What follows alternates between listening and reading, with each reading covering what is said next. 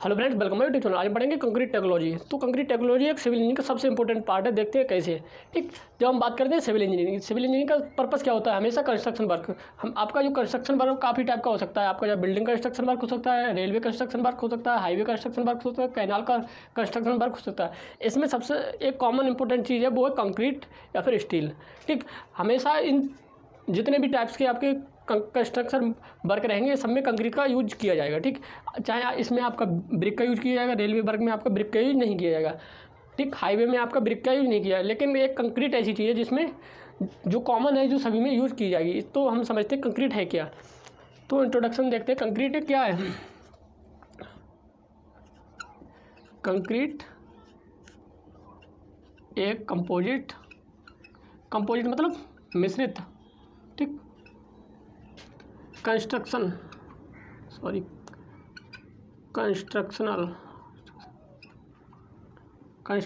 Material है। ठीक,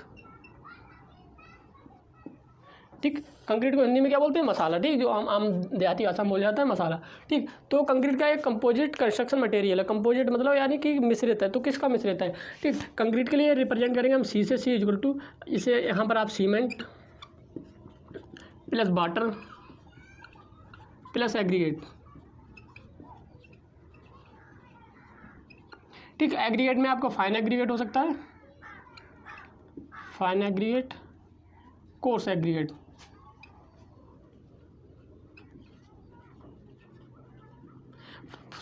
fine aggregate में आप सैंड, कोर्स एग्रीगेट में ग्रेवल।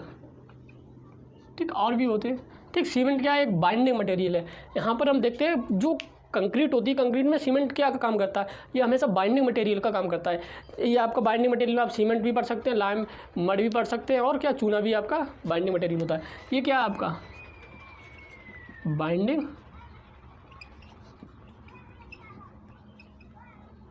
मटेरियल। वाटर इसमें क्या काम करता है? कंक्रीट में वाटर हमेशा, वाटर क्या करता है? हाइड्रेशन काम करता है। वाटर वेस क्या करता है? सीमेंट का जो हाइड्रेशन होता है, इसमें जो कंक्रीट हाइड्रेशन होता है वो वाटर वेस होता है। ठीक, वाटर क्या करता है? यहाँ पर पेस्ट बनाता है इसके लिए। और एग्रीगेट क्या होता है? एग्रीगेट की सबसे एक बड़ी प्रॉपर्टी होती है कि वो किसी के साथ रिएक्शन नहीं करता। यानी ये क्या है? न्यूट्रल मटेरियल है, यानी ये किसी के साथ कोई रिएक्ट नहीं करते हैं।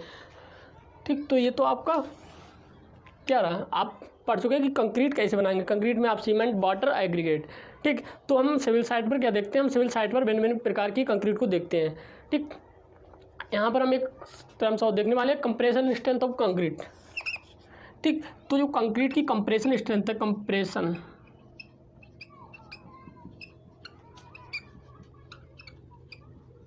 Strength of concrete,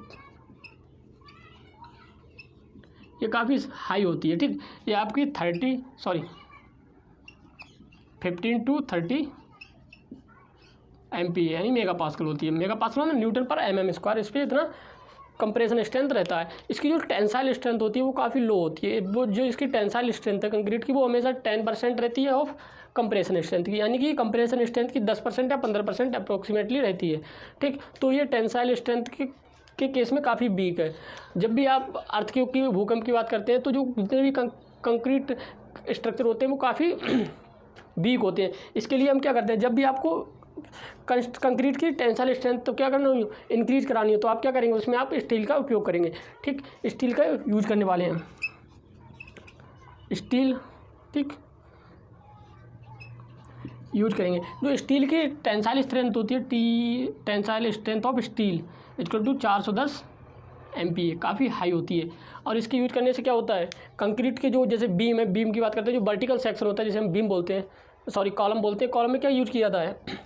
steel bar को यूज किया जाता है, जिससे क्या होता है? वो टेंसाइल स्ट्रेंथ की काफ़ी अच्छी हो जाती है। और वहाँ पर क्या करता है? वो जितने भी जैसे आपके भूकंप है उसे क्या करेगा? रजिस्ट करेगा। ठीक, तो आपका कंक्रीट में स्टील क्यों यूज किया जाता है? उसकी टेंसाइल स्ट्रेंथ को इंक्रीज करने के लिए। अब हम पढ़ने वाले हैं कि कंक्रीट किस टाइप की बनाई जाएगी।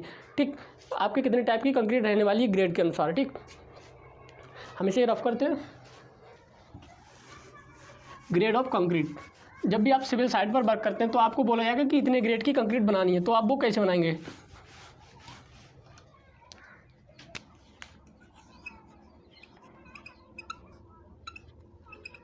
Grade of concrete.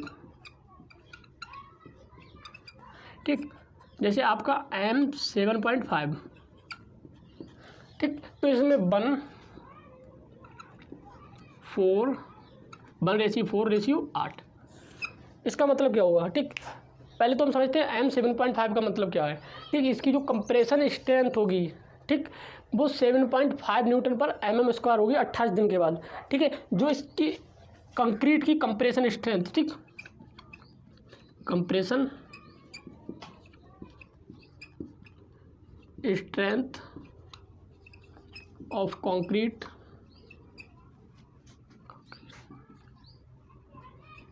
In 28 days 7.5 MPa, ठीक, मेगा पास्कल या न्यूटन पर mm²। ठीक है, तो यहाँ पर एक क्या है, यहाँ पर एक क्या है आपका सीमेंट, 4 क्या है आपका यहाँ पर सैंड, और एक क्या है aggregate.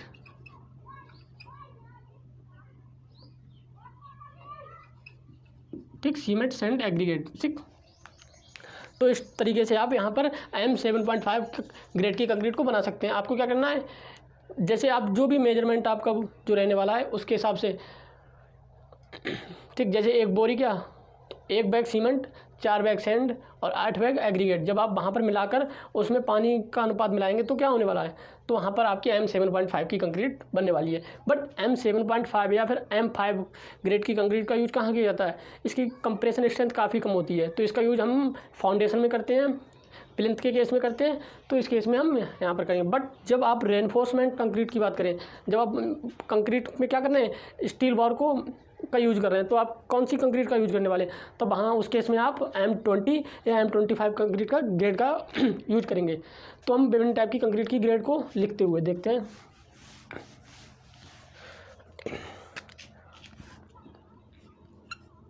M7.5 148, M10 136, M15 124, M25 sorry M20 112, sorry यहाँ पर 1.53, M25 इक्वल टू 1:2। तो यहाँ पर एक क्या है, फर्स्ट आएगा आपका जो सीमेंट, ठीक, फर्स्ट केस में क्या आने वाला है सीमेंट, सेकंड आपका सैंड, थर्ड आपका एग्रीगेट। ठीक, 1 बैग सीमेंट, 2 बैग सैंड और नहीं sorry 1 bag cement, 1 bag sand और 2 बैग क्या एग्रीगेट। तो यहाँ पर आपका कौन सी ग्रेड का सीमेंट बनने वाला है, कंक्रीट बनने वाला है M25। M25 का मतलब क्या है, जब आप उसकी 28 दिन बाद कंप्रेशन स्ट्रेंथ निकालेंगे तो वो कितनी आनी चाहिए, 25 न्यूटन पर mm²। इसके लिए आप एक क्यूब बनाते हैं 7.06, क्या बनाने वाले हैं क्यूब, यानी कि ग्रेडिंग के अकॉर्डिंग। इसकी जो लेंथ है 7.06 सेंटीमीटर। आप यहाँ पर इसे क्या करेंगे, इसका कंप्रेशन स्ट्रेंथ निकालेंगे। ठीक, तो 28 दिन बाद कितना आएगा, जब इस कंक्रीट से ये क्यूब बनाया जाएगा जिसकी लेंथ क्या होने वाली है 7.06, यानी कि सभी साइडों की लेंथ कितनी होगी, इतनी होगी, क्योंकि ये क्या है क्यूब है। ठीक, तो जब इसकी आप 28 दिन के बाद कंप्रेशन स्ट्रेंथ निकालेंगे तो कितनी आनी चाहिए 25, अप्रॉक्सीमेटली उस 90% के आसपास आनी चाहिए। ठीक, तो यहाँ पर कंक्रीट सही है। तो आप इस टाइप से कंक्रीट निकाल सकते हैं। बट जो आपकी जो रेनफोर्समेंट सीमेंट होता कंक्रीट होती है वहाँ पर M20 M25 ये आपकी स्टैंडर्ड कंक्रीट नहीं, ऑर्डिनरी कंक्रीट रहेगी। ठीक, और ये काफ़ी हाई कंक्रीट होती है ऑर्डिनरी वर्क के लिए, बिना रेनफोर्समेंट सीमेंट वर्क के लिए। ठीक, तो हम नेक्स्ट आगे देखते हैं कंक्रीट प्रॉपर्टी ऑफ कंक्रीट। हम प्रॉपर्टी ऑफ कंक्रीट पढ़ने वाले। प्रॉपर्टी ऑफ कंक्रीट में क्या रहता है, प्रॉपर्टी ऑफ कंक्रीट, ये हमारा बेसिक लेक्चर है इसलिए हम इसमें बेसिक टर्म्स पढ़ने वाले हैं, जैसे वर्केबिलिटी,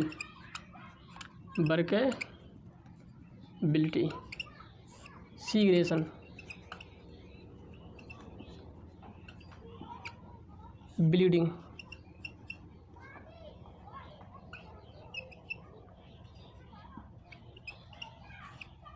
ठीक, ये आपकी 3 चीज़ें होनी चाहिए कंक्रीट में। तो प्रॉपर्टी ऑफ कंक्रीट में हम पढ़ने वाले हैं वर्केबिलिटी। वर्केबिलिटी क्या होती है? जब आप कंक्रीट पर वर्क करें, यानी कि कंक्रीट को एक स्थान से दूसरे स्थान पर डिस्प्लेसमेंट करें, यानी कि एक स्थान से दूसरे स्थान पर करें, ले जाएं, या फिर उसकी क्यूरिंग करें, तो क्या होना चाहिए? वो कंक्रीट ऐसी होनी चाहिए कि वो उसकी जो कार्य क्षमता हो वो आसानी से की जा सके, उस पर जो भी कार्य करना है वो आसानी से किया जा सके।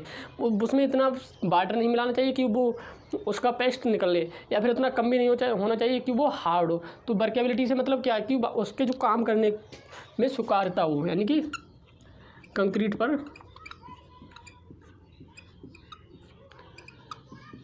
कार्य करना आसान हो। ठीक, ज़्यादा हार्ड भी नहीं होनी चाहिए और ज़्यादा गीली कंक्रीट भी, ड्राई कंक्रीट भी नहीं होनी चाहिए। ठीक, सीग्रेशन। सीग्रेशन क्या होता है? इसमें जो एग्रीगेट के पार्टिकल्स हैं, एग्रीगेट के पार्टिकल एग्रीगेट के जो कण होते हैं वो क्या होते हैं? सीमेंट पेस्ट से क्या होते हैं? अलग हो जाते हैं, सेपरेट हो जाते हैं। तो ये सेपरेट ना हो किससे? सीमेंट पेस्ट से। और ब्लीडिंग क्या होता है? ब्लीडिंग के केस में होता है, इसमें जब वाटर और सीमेंट जो होता है वो उससे अलग हो जाता है, वर्क के बाद इसके ऊपर आ जाता है, तो पानी की मात्रा, पानी बाहर नहीं आना चाहिए। ठीक, इसे आप इस टाइप से भी समझ सकते हैं कि जो सीमेंट वाटर है वो बाहर, कंक्रीट के बाहर नहीं आना चाहिए। और इसमें क्या होते हैं? जो एग्रीगेट के पार्टिकल्स होते हैं वो सेपरेट हो जाते हैं सीमेंट पेस्ट से। ठीक, तो ये आपकी वर्केबिलिटी अच्छी होनी चाहिए और सीग्रेशन और ब्लीडिंग की समस्या नहीं होनी चाहिए अच्छी कंक्रीट के लिए। ठीक, तो हम टाइप्स ऑफ कंक्रीट को पढ़ने वाले हैं। हम टाइप्स ऑफ कंक्रीट देखने वाले हैं। टाइप्स ऑफ कंक्रीट में रेडीमिक्स कंक्रीट की, ये रेडीमिक्स कंक्रीट क्या होती है? इसे हम बेचिंग प्लांट में, यानी कि पहले से ही इसे प्लांट या फैक्ट्री में तैयार करके बनाया जाता है, इसे हम साइड पे बनाने की आवश्यकता नहीं होती। इसमें आप जिस भी ग्रेड की कंक्रीट को बोलेंगे वो फैक्ट्री या फिर जो बेचिंग प्लांट है वो किसी ट्रक में भर के आपके फील्ड वर्क तक पहुँचा देगी। और इस ट्रक में क्या होता है? उस ट्रक में मिक्सर भी लगा होता है। और सेल्फ कॉम्पैक्टिंग कंक्रीट क्या होती है? इस कंक्रीट के लिए कॉम्पैक्शन की आवश्यकता नहीं होती, ये काफ़ी तरल पदार्थ की तरह होती है, जो क्या करती है? बिना कंपन के कॉम्पैक्ट हो जाती है, यानी कि जम जाती है। तो ये काफ़ी पेस्ट के टाइप कंक्रीट होती है जो बिना कॉम्पैक्शन के क्या हो जाती है? सेटल हो जाती है। ठीक, ये रेनफोर्समेंट कंक्रीट क्या होती है? रेनफोर्समेंट कंक्रीट क्या होती है? जब आप कंक्रीट में स्टील बार्स का यूज करते हैं, यानी स्टील का उपयोग करते हैं, तो वह कंक्रीट को क्या कहलाती है? रेनफोर्समेंट कंक्रीट कहलाती है। इसके लिए M20 या फिर M25 तक की कंक्रीट का यूज करते हैं। प्री स्ट्रेस्ड कंक्रीट क्या होती है? जब आपने देखा होगा कि कंक्रीट में, यानी कि जो ऊपरी सतह पर क्या दरारें पड़ जाती हैं, इनके बचने के लिए हम क्या करते हैं? कंक्रीट को प्री स्ट्रेस्ड करते हैं, उसमें हम तार का यूज करने वाले होते हैं, तार या फाइबर का यूज करते हैं, तो इसे हम क्या कहते हैं? प्री स्ट्रेस्ड कंक्रीट कहते हैं। ठीक, तो आई होप आप समझ होंगे रेडीमिक्स कंक्रीट क्या होती है, इसे हम बेचिंग प्लांट में पहले से बना लेते हैं। ठीक, सेल्फ कॉम्पैक्टिंग, ये काफ़ी तरल होती है, जो क्या होता है? जॉइंट्स में जाकर आसानी से बहकर जम जाती है। रेनफोर्समेंट कंक्रीट, इसमें क्या होता है? स्टील बार का यूज किया जाता है। प्री स्ट्रेस्ड कंक्रीट, इसमें फाइबर या तार का यूज किया जाता है, और इसमें क्या होता है? इसमें दरारें नहीं पड़ती हैं। ठीक, अब टाइप्स ऑफ कंक्रीट में हम देखने वाले हैं, टाइप्स ऑफ कंक्रीट में ही हम पढ़ने वाले हैं। अगर आप बाइंडिंग मटेरियल, अब बाइंडिंग मटेरियल के अकॉर्डिंग देखें तो कंक्रीट कितने टाइप्स की होती है? एक होती है आपकी सीमेंट कंक्रीट,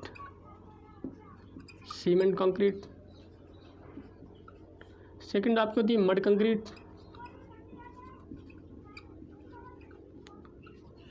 थर्ड आपकी होती है लाइम कंक्रीट, यानी कि चूना मसाला। ठीक, अब हम देखते हैं डेंसिटी, अकॉर्डिंग टू डेंसिटी, यानी कि डेंसिटी के अकॉर्डिंग कंक्रीट कितने टाइप्स की होती है? तो number 1 normal,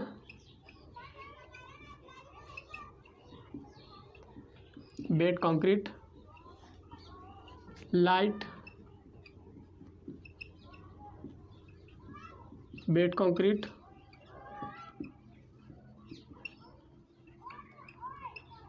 heavy bed concrete. जो आपकी नॉर्मल बेड कंक्रीट होती है वो क्या होती है? 80 किलोन्यूटन पर मीटर क्यूब।